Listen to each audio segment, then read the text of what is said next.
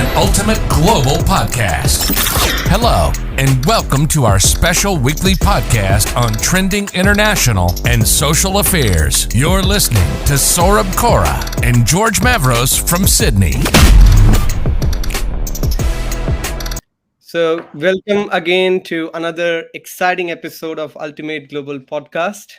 And in today's episode, we are joined by two special guests. One is my co host of Ultimate Global Podcast, George Mavros, and another is another very special guest. And why I call him a special guest, because I remember meeting him more than 2 years back at UNSW. Um, and my first experience of meeting with him was he is somebody who is very different than others. Why I thought of saying that is because this person has got a very unique way of thinking. This person has got a different way of looking into the same things, which I don't see many people having these days. His name is Shayan. He's the head of global partnerships and investments at TeamUp. And as just for a brief introduction of TeamUp is an innovation hub focused on young innovators and seed investors in Pakistan. And Shayan has graduated with a Masters of Innovation Entrepreneurship, Master of Innovation Entrepreneurship and Business Strategy. He also appeared on the prestigious Dean's List for UNSW Business School in 2021 with a grade of 3.9514. I specifically mentioned that because this is not something which is achieved by everyone. Very few students do that. So that kind of also validates his intelligence. Of course, I don't consider grade as the only parameter to validate your intelligence, but one of the parameters is, of course, the grade. The second parameter is how well you can present yourself practically in life. And I know him both academically and also personally, so I can validate. And I'm sure that he's going to validate it with his arguments now in this podcast.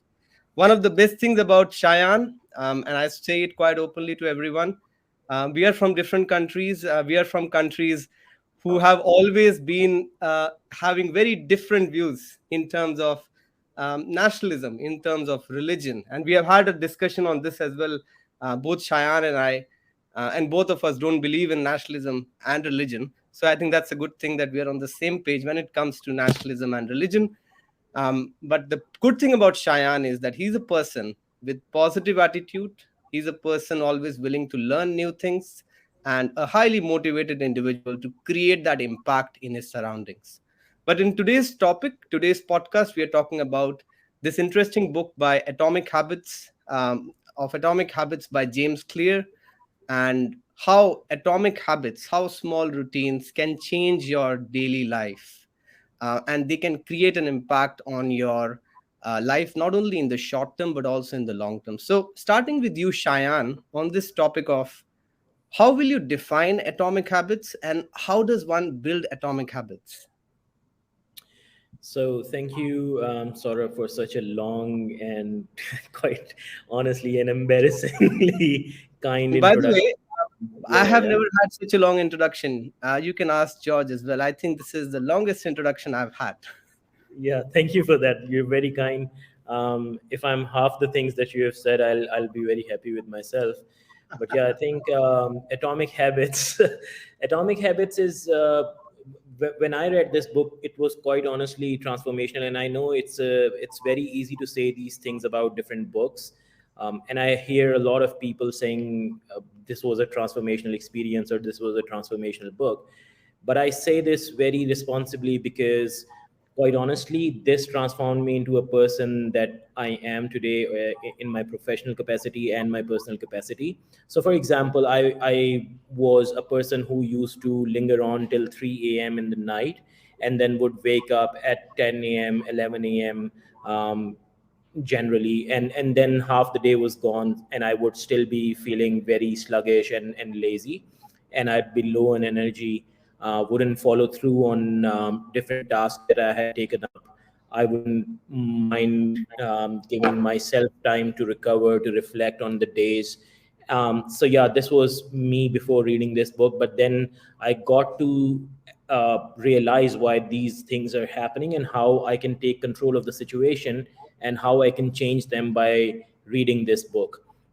So yeah, there was a realization somewhat on before reading this book as well, but I did not know where to put my finger in terms of exactly knowing what my habits are and where the fault can lie and how I can probably transform them.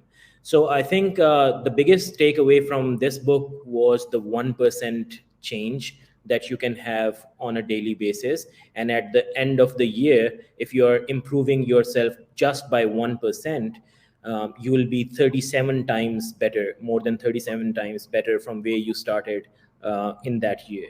And that's quite a huge change. You don't realize it when you're at the starting point, and you don't realize it when this is happening to you in your daily life, because it's something that you're surrounded with and you're too inside it to notice the differences. But as an outsider, when you stand from a different perspective and see where I started, then you see that you have come a very long way. And this is what I have noticed about myself.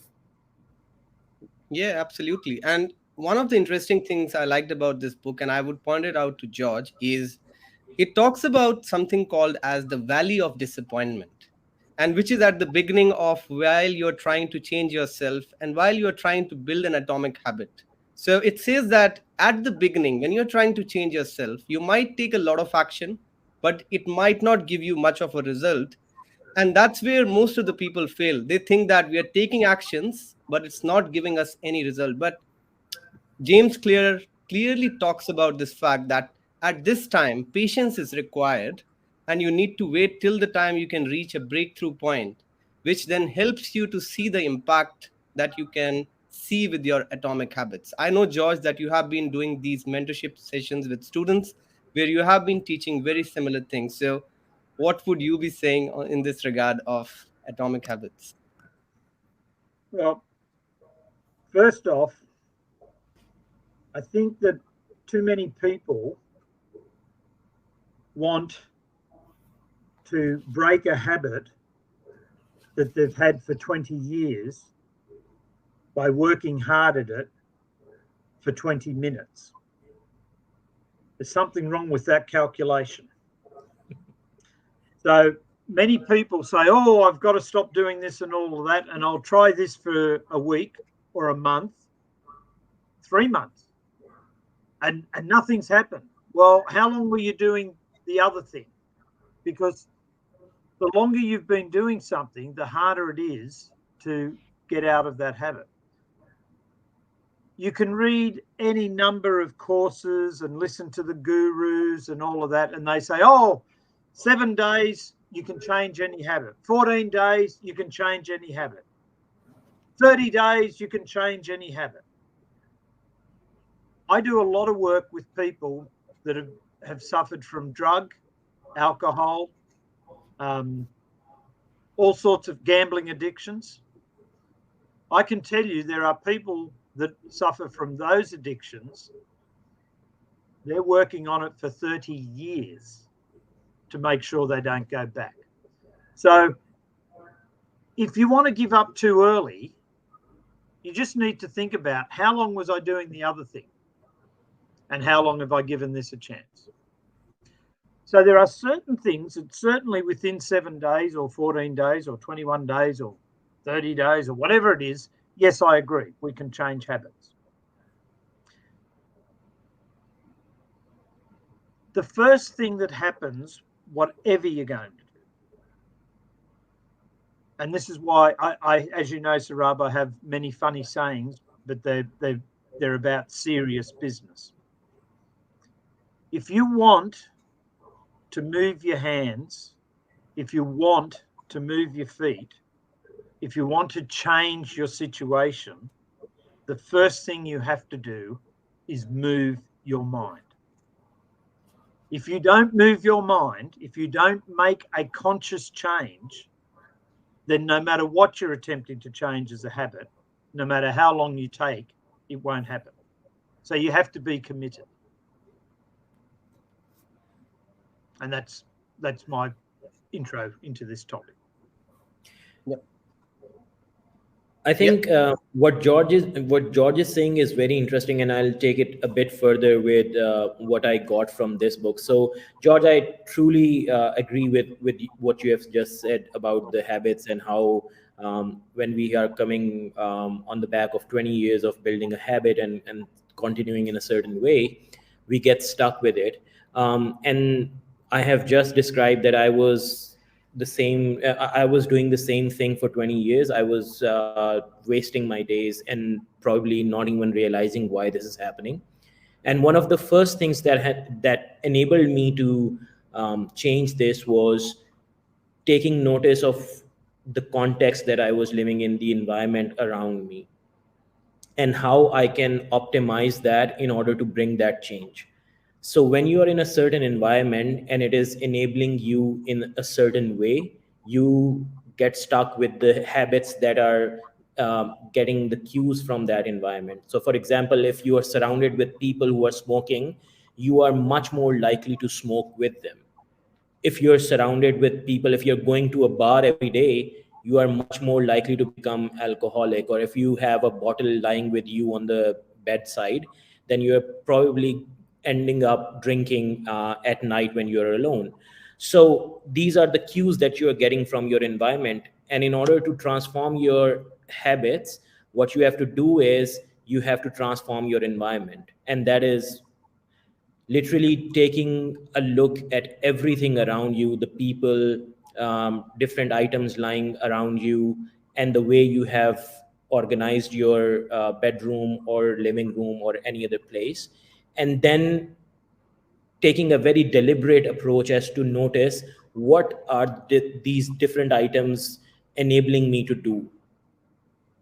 And if there is a cue from these different items that you do not want to happen, then take that away. So if you don't want to smoke, do not purchase a box of cigarettes and put that in your side drawer. Make it more difficult for you to step outside every time you want to smoke, and then you'll probably give up smoking. If you want to give up drinking, then probably don't buy a bottle of drink and keep it in your fridge. And that will make it difficult for you to consume a drink, alcohol. So yeah, these are some of the things that I picked up from reading this book, and it gave me the realization that probably the first thing that I need to do is transform my environment. That will enable me to transform myself, and that is what I did. I think these are wonderful points, Shayan. One more interesting element that I found in this book was the thing called habit scorecard. Now it says that you can build your habit scorecard, which will list down all the activities that you are doing on a daily basis. Now, those activities can be very little activities. You're getting up in the morning, you're setting up your bed, you're going to the toilet, you are having breakfast, you are traveling to your office, you are setting up everything in your office. So dividing those larger tasks into smaller ones and then trying to figure out what exactly you can do correctly, what exactly you can improve, and what are the loopholes in that process. I would love to point this out to George and ask him that how do you relate to this thing of habit scorecard in your day-to-day life? Um, I'll come back to that in a second. As you know, Sarab, you very rarely get the answer to the question you asked me. I give you an answer to something else first. So, taking up on what Cheyenne was saying, my father was an alcoholic. And from the age of 17, I made a promise to myself, because I was in sales from that age. And I made a promise to myself that I would never, ever celebrate or commiserate a sale with alcohol. When I was about, I think I would have been about 24 or so, I wrote $1 million order for the company that I was with. And we went down to the local club to celebrate, and they all bought beer or whatever, and I had a chocolate milkshake. and they all thought I was crazy. But I never, ever, ever have broken that promise to myself. So what I have is a commitment and a habit to counter a potential habit. The other thing that I do is any week that I have drunk alcohol more than 3 times, on the third occasion. So if I go out one day, that's okay. 2 days, that's okay. But as it happens this particular week, I'm out for the third or fourth time at a party or whatever. I will never, ever finish my last drink. And one of my partners asked me about that. And another, my wife, when we started going out, she asked me about that. And she said, "Why do you do that?" And I said, "Because it tells me I can leave it in the bottle." So I think it's important for people to not only want to change habits, but I think it's just as important, and probably far more important, the earlier you can start to create positive habits. Then there's many of my habits I have no intention of changing. And I honestly, when I knew we were going to be talking about this in this way, I honestly cannot think of a habit that I have that I want to change. Now, I'm not trying to hold myself up better than anybody else. Maybe if you'd had this conversation with me 20 years ago, 25 years ago, I might have said there's a habit that I want to change. But I cannot think of a habit that I have that I would like to change. But I have spent since the age of 42, and if anybody doesn't know this name, do yourself a favour and find out about it. I came across a gentleman by the name of Bob Proctor. And when I did Bob Proctor's course and I read Bob Proctor's material, from that day onwards, my life changed dramatically. And so I don't think it's about we always should have to change our habits. What I think it's about is making sure you've got good habits and don't change them. So my scorecard, and I know this probably sounds arrogant to many people listening to this, my scorecard is, I don't know how it's scored, because if you said how many do you want to change, I don't. I honestly don't. But I've got good habits in there, I believe. And the other point that I was going to make, Shayan, you were talking about if you're with drinkers, you're more likely to drink. If you're with smokers, etc. I understand the principle of that. But one of the things that I teach people that work with me is the sooner you understand who you are, the sooner everybody will recognize you. And what that means to me is this is who I am. This is what I stand for. And if I'm with drinkers and I choose not to drink, I won't. And if I'm with people that don't drink and I choose to drink, I will, because this is who I am. I am not influenced by my environment. The environment can have an impact on us, no question.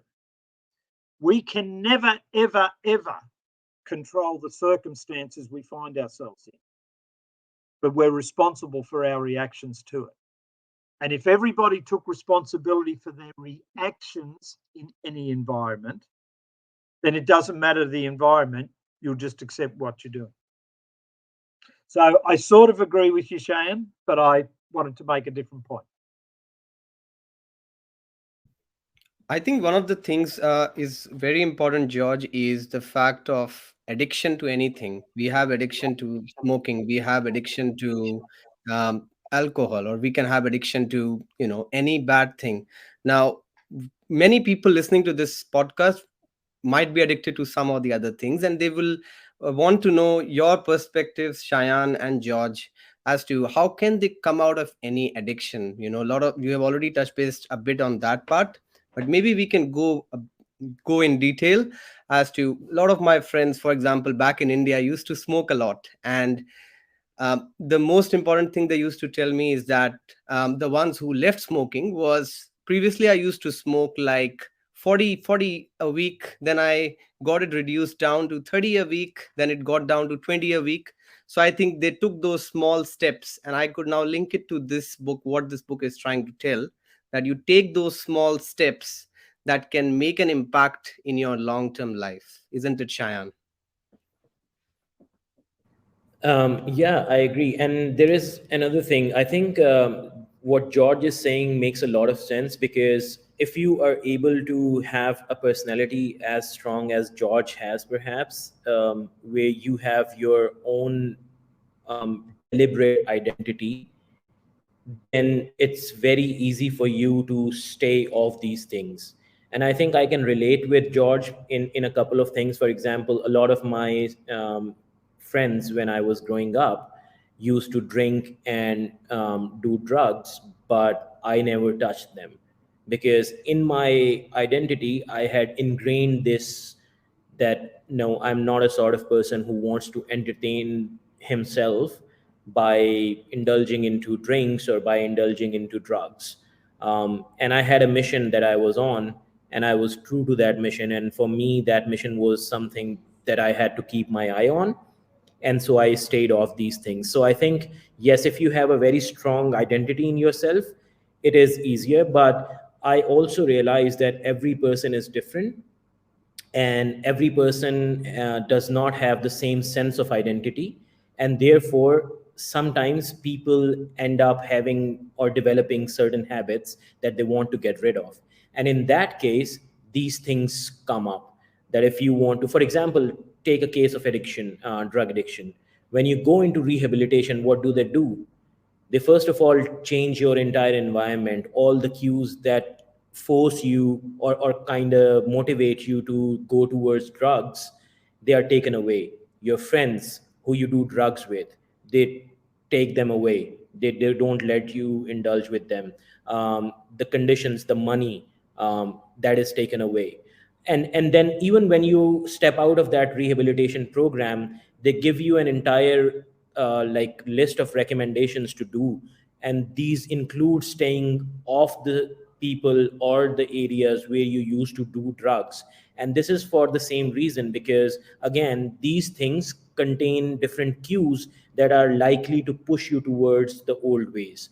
So yeah, I think we are taking up different parts, but in certain areas we also see like eye to eye. In terms of what you are asking, I think, Saurabh, what also helps is defining your identity very clearly. Again, you need to be deliberate about this. If you tell yourself that you are a smoker and you want to quit, it is much likelier that you will fail in quitting, because you're telling yourself every day that you are a smoker who wants to change yourself, and you are going to do that by reducing it like every day by 30, 20, 10, and so on. If you try to transform your identity in yourself and you say, I'm not a smoker, I'm a healthy person who indulges in healthy habits, and this is something that I don't want for myself, this is not something that reflects with my identity, this is not something that is in line with my identity, and therefore I have to give it up, then it becomes easier for you. You will have much more energy and much more motivation from inside you to give that up, because when you identify yourself as a brand or an identity, then anything that falls out of that particular brand is not something that you want with yourself.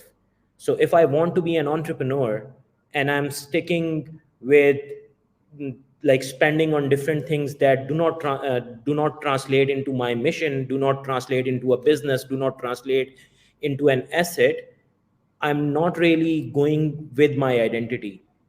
And that is something that will push me that no, I don't want to spend here, because probably will end up wasting money. I want to spend here on building assets or building business or doing this, because it is much more relevant to what I want to do. So these are my thoughts. Yeah. I think these are really great insights, and you have picked it right from the book, which says that there are three layers of behavior change. One is outcomes, another one is processes, another one is identity. And the book clearly focuses on this fact that you need to focus and stress more on the identity, not on the outcomes. And that's clearly what Shayan was also pointing out towards.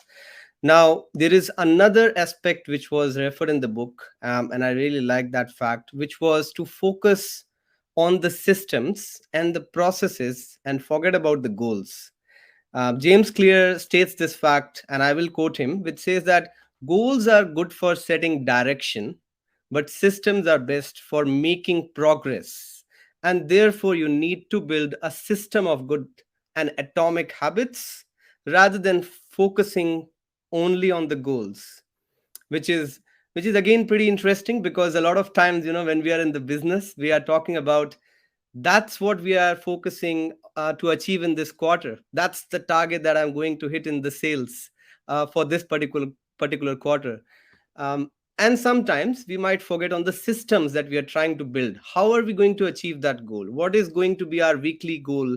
What is going to be the actions that we are going to take in order to achieve that goal? So am I going to call 20 more people every day? Am I going to focus on building a new sales plan that I have not built in before? So that's from the sales perspective, because I'm in sales, I'm talking about that. But the focus on the system rather than on the goals, how do you see that, George?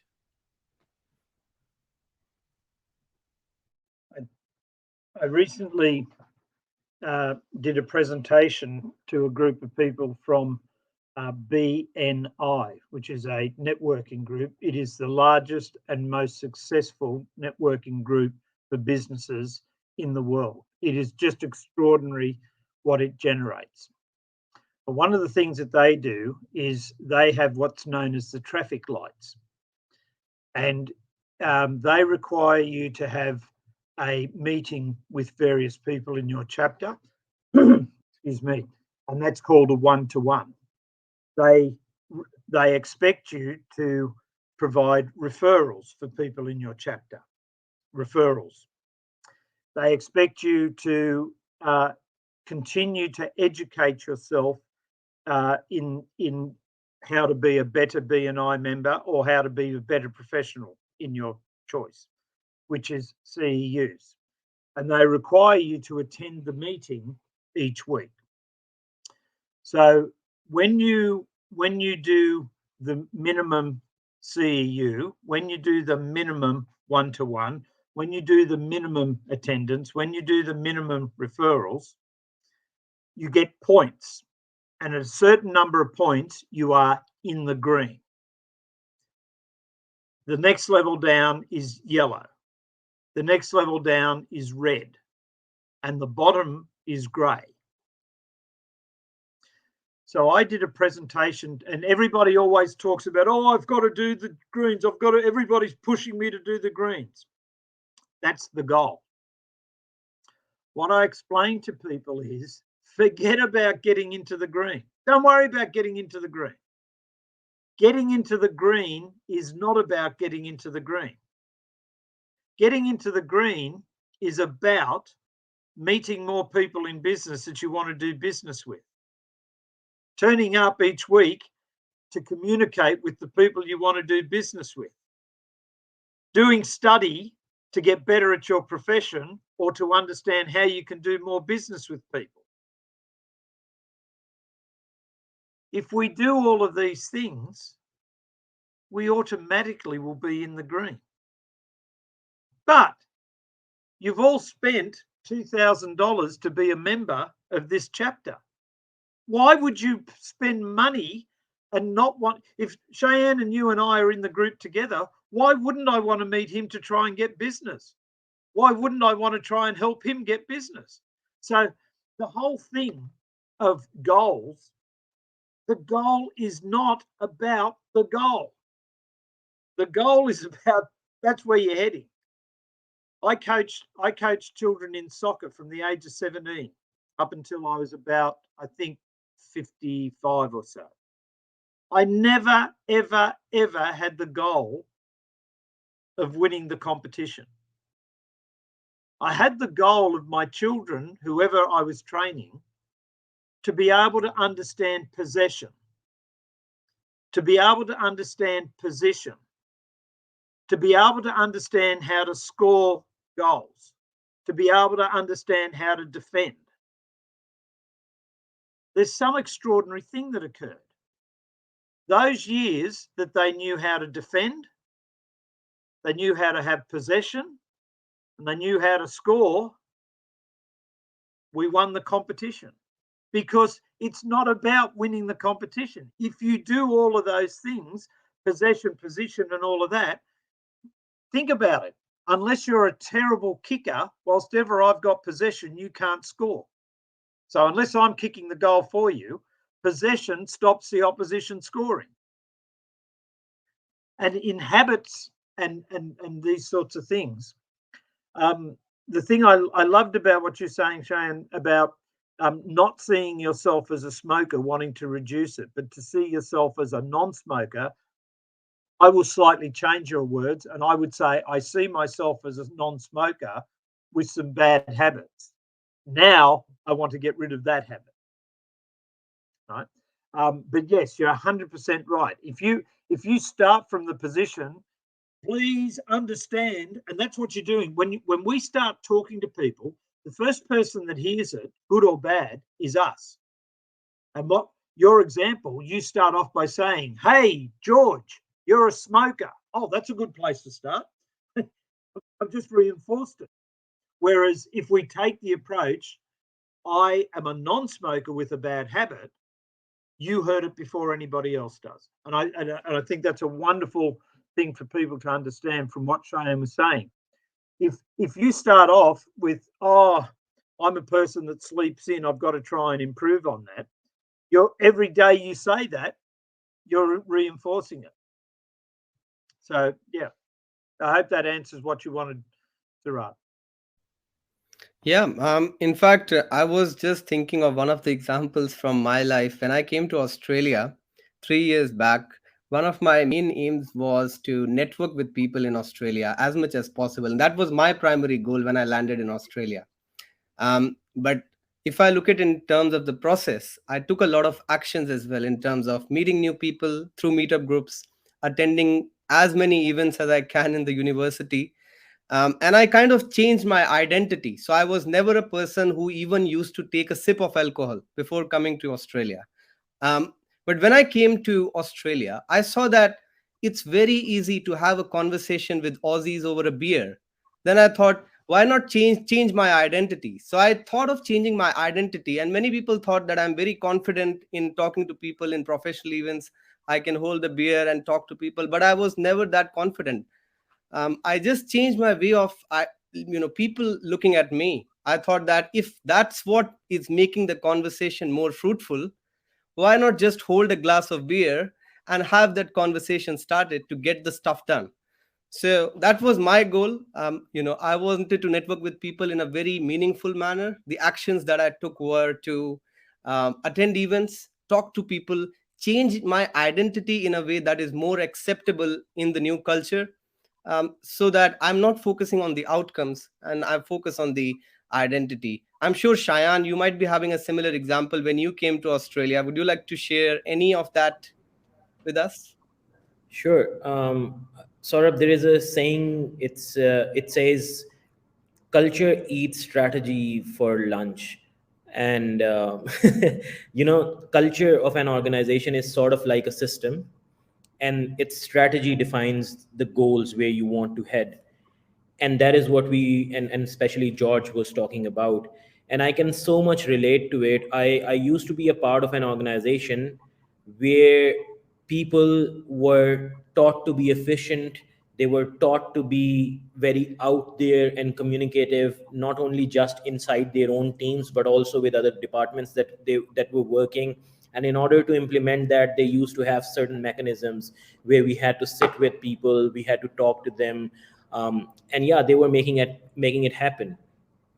And so none of us had actually had to sit down and think what are the quarterly targets that we have to achieve in terms of our performance. We were just concentrating on really the day-to-day functions that we had to do, and we were doing it just as a part of system, like a well-oiled, greased machine. And we were going on, and there was no pressure. I still remember that place, and I still visit my colleagues from that workplace. And so it was just effortless for us. We were concentrating on our day-to-day functions. We were performing just because the environment and the culture of the organization enabled us to do so, and they had given us the system in which to work. So anyone who stepped into that particular organization got into that particular culture, got into that particular environment, and they became almost similar to other colleagues. And if they were coming from an organization that where they were not performing at a certain level, then we would uplift their level. We would enable them to do that. And by the time we were leaving, like myself, all the other people, we had all the positive things to say about that. But then I got into an organization that was giving me targets which were unrealistic, and it was a sales role, and they were pushing me to do it, but they did not have the mechanisms, and I was failing miserably. And I started to question myself, why is it that I was doing it effortlessly in one organization, and now that I have transformed into another role, I am finding it so difficult to achieve my targets here, although these are very similar roles. What I was doing here and there is not very different. And when I sat and thought, it was only the systems that were different. It was only the culture that was different. They were enabling us, the previous organization was enabling us in terms of their environment and culture and the people, the support, everything. And here they were just concentrating on the goal that you have to hit these much sales by the end of the quarter or by the end of the year. And they were not really letting anyone think or reflect on what mistakes they are making, on what best practices are, how they can probably support each other in attaining their goals. And none of that was in consideration.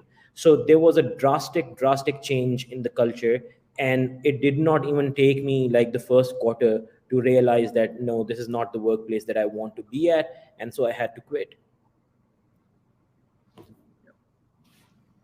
It's very, very dangerous for organisations and or people to set the wrong objective. About 40 years ago, I was in a company and the general manager of that company did not like me at all. And that was fine because I didn't like him. So we had a mutual disrespect. There was about, I think at that time, there would have been about 10 salespeople in the company. And this man knew that I was a very lazy person. This man knew that I was not a good person. This man knew that I was all things that were bad. So he introduced a scheme, and we had a little scorecard, and every sales rep was given this scorecard, and for 1 month we had to fill in how many people we saw each day, and it had about 6 or 7 boxes in it. This is not a story. This is true story. So nobody was seeing these cards. Only the gentleman's name was Colin.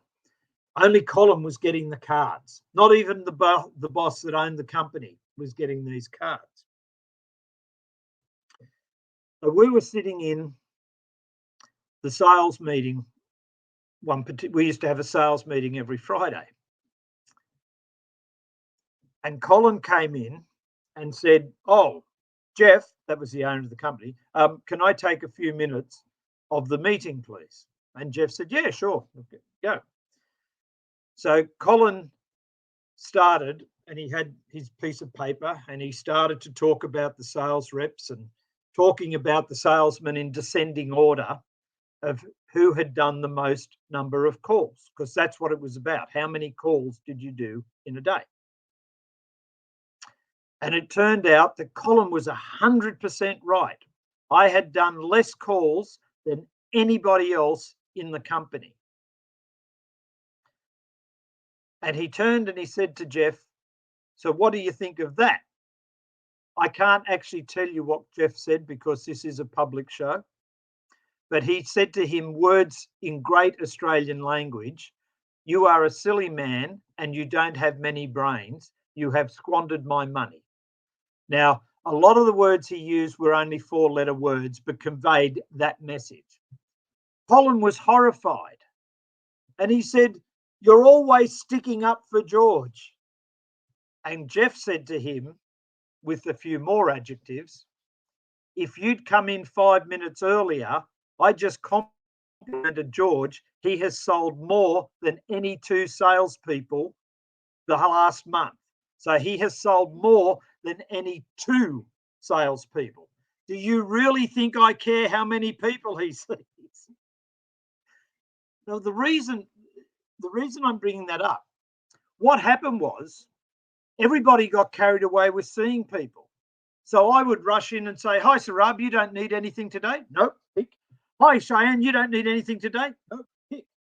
I, on the other hand, thought, oh, I'm actually paid to sell something. Why don't I stop and talk to you and sell? When we look at a habit, you've got to have the right reason to have that habit. I want more people to like me than hate me. So I have a habit of looking after charities. I have a habit of mentoring uni students. I have a habit of doing things that people like as opposed to dislike. So my systems, my behavior, my habits actually achieve a goal. There are a few people that don't like me. I promise you that. I know that. I'm not everybody's cup of tea. But the day I die, I reckon there'll be far more people that liked me than disliked me. I'll probably invite both to my funeral because they'll both have a good day. Well, I don't think so. You will have a lot of haters, George. I don't know how you're coming up with that conclusion, anyways. But since we're coming to an end to this podcast episode, I would love to conclude and give a chance both to Shayan and George, as a tradition of this podcast, to kind of sum it up as to whatever we have discussed. So, any top 2 or 3 key takeaways that we can take away, we can have from this podcast episode, starting from you, Shayan, and then George. Yeah, so very quickly, some of the most important things that I got from this book, and they were quite counterintuitive and contrary to the belief, especially as an entrepreneur. One was quantity over quality. So I used to think that if I concentrate on making the first draft perfect, then I'm just going to keep writing and thinking and writing and thinking, and that would take forever, and I was not able to produce much. Whereas this book told me another technique, and when I put it to use, it was really useful, and that was to first produce something, then iterate it, and then iterate it, and keep improving every single time, and you do it automatically. You don't even need to focus on that. When you are iterating on certain things, they are being improved. So as I read more books, for example, from uh, Guy Kawasaki, he says that don't be afraid to put in something that is cringeworthy, and unless you are putting it forward something cringeworthy, your feedback is not going to be as useful, and you have wasted your time. So I think it makes a lot of sense, but it is also counterintuitive. Don't try to stoop to a level where you just sit down every time and stop yourself from producing anything. Produce something first and then seek improvement on it. So yes, quantity over quality. The other thing is, every single action that I take is a vote to myself, and that feeds into the identity part that we were talking about earlier. So all of us see ourselves in a certain way. For example, George sees himself as a strong person who has developed the right habits from the very start. I see myself as a person who is constantly learning from the experiences, from the mistakes. Someone else can have a very different identity to us. And these identities are because of certain things that we have done. George has been very deliberate about the things that he has developed as habits, and therefore he has this identity. I have made my fair share of mistakes, and therefore I have learned from them, and I have this identity that I have developed for myself. So every identity is a result of certain actions that have taken place, and therefore when we think about it, we can change this identity by changing the actions. I did not see myself as a runner before coming to Australia, but one day my neighbor, he was going for a run, and he was like 70 years old, and it I felt ashamed of the fact that he is running and I'm not. And I started going to the park and I started running with him. By the end of the third month, I was running 7 kilometers with him. And I transformed myself into an identity where I thought of myself as someone who is good at running, who is a runner. So yeah, I think uh, it's something that you can change about yourself by just transforming your action. So these are some of the best takeaways for me. I think if you transform your action, you're going to transform your identity, and therefore you're going to transform yourself. And secondly, quality over quantity. You need to produce things and iterate to learn and become better at them. Yeah, absolutely. Thank you so much, Shayan, for sharing those insights. Moving on to you, George. The second one is your hands can only create what your mind can see. I would never, ever be successful as a brain surgeon because I could never see myself doing it. So I never tried. But I have been very successful in business because I saw myself as being able to do it. And so I did it. Before I get to the last one, I just want to take up a point with you, Shayan. I'm not a strong person that started with great habits at the beginning. I just found out about this stuff when I was 42. So as I said to you before, if you'd spoken to me earlier, I probably had numbers of bad habits.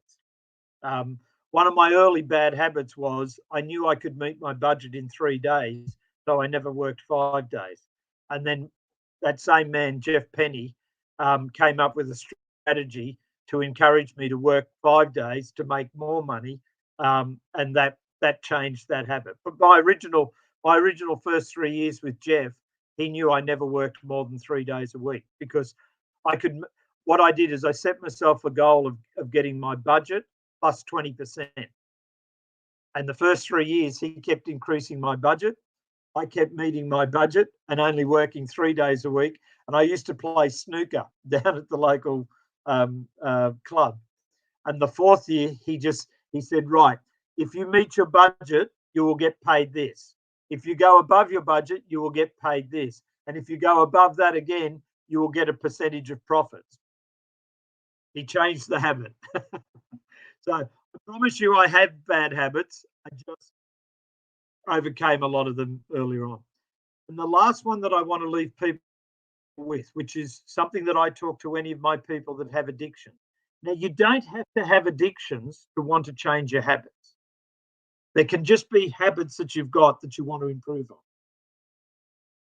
If you have the courage to fail, you automatically gain the right to succeed. So if you have the courage to fail at trying to change a habit, you automatically gain the right to succeed in changing that habit. But if you don't have the courage to fail, you'll never attempt to succeed. That's my takeaway. Yeah. Thank you so much, George and Shayan, for coming today for this episode. I think one of the key takeaways and the biggest line which Shayan started with is that if you can improve yourself by 1% every day, you will end up becoming 37 times better in the end of the year. And if you become 1% worse every day in a year, you kind of become close to zero. So I think that's the main line of this book and very good takeaway that we can have. And thank you so much again, Shayan. I really understand that you have taken out your precious time out of your schedule for today. And also thank you so much to George. for always being on time, even before the guest, our co-host is here. So thank you so much for doing that. Thank you so much, George. It was lovely having this conversation with you. And Saurabh, thank you for always inviting me and hosting me.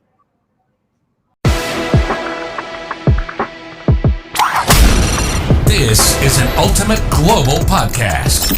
Hello, and welcome to our special weekly podcast on trending international and social affairs. You're listening to Saurabh Kora and George Mavros from Sydney.